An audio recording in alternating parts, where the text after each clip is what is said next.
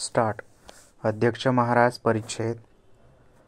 माध्यमिक स्तरांवरील वेगवेगळी आकडेवारी आणि त्या अनुषंगाने केलेले विश्लेषण विचारात घेता मुलांच्या तुलनेत मुलींची संख्या माध्यमिक स्तरावर कमी असल्याचे दिसून येते आणि त्याचप्रमाणे इयत्ता पहिलीत दाखल झालेल्या 100 मुलींपैकी फक्त 16 मुली 10वी पर्यंत पोहोचू शकतात.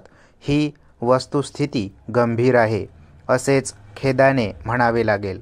त्यामुळे प्राथमिक स्तरावरून जास्तीत जास्त विद्यार्थिनींना माध्यमिक स्तरावर प्रवेश देणे, मुलींच्या शिक्षणासाठी आवश्यक त्या सर्व सुविधा आणि सोयीसवलती उपलब्ध करून देणे, स्त्री शिक्षिकांच्या नेमणुका करून मुलींच्या प्रश्नांचा मागोवा घेणे आणि पर्यायाने इयत्ता 10वी पर्यंत विद्यार्थिनींच्या जास्तीत जास्त कक्षा टिकून राहतील याचा प्रयत्न करण्याची फार आवश्यकता आहे.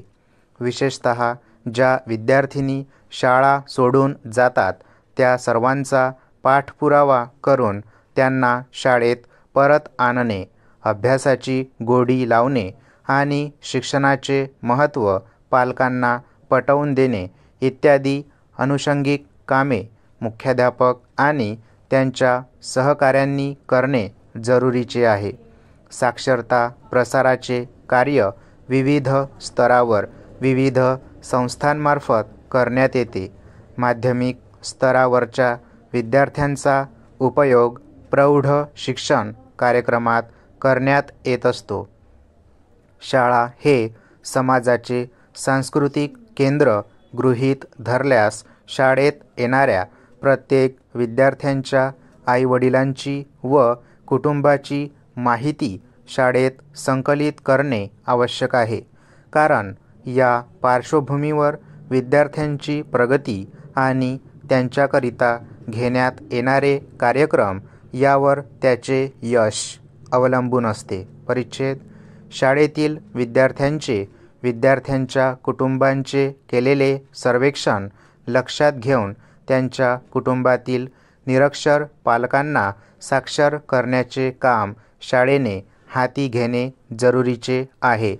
निरक्षर पालकांची संख्या निश्चित केल्यावर मुख्याध्यापकांनी शिक्षण सहकाऱ्यांच्या मदतीने आणि वरच्या वर्गातील विद्यार्थ्यांच्या मदतीने पालकांना साक्षर करण्याचे कार्यक्रम सातत्याने हाती घ्यावेत आणि आपल्या शाळेत येणारे पालक निरक्षर राहणार नाहीत एवढी जबाबदारी माध्यमिक शाळेने जरूर उचलावी.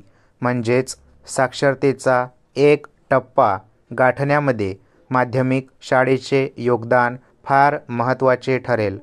माध्यमिक शाळा संहितेत शिक्षकाने शिकवण्या घेण्यासंबंधी नियम विहित करण्यात आले आहेत, परंतु प्रत्यक्षात या नियमांचे पालन क्वचित केले जाते आणि अलीकडच्या काळात तर शिकवण्या, खाजगी शिकवणी वर्ग, उन्हाळी शिकवणी वर्ग आणि पत्रांद्वारे शिकवण्या यांचे प्रमाण लक्षणीय वाढल्याचे आपणास दिसून येते.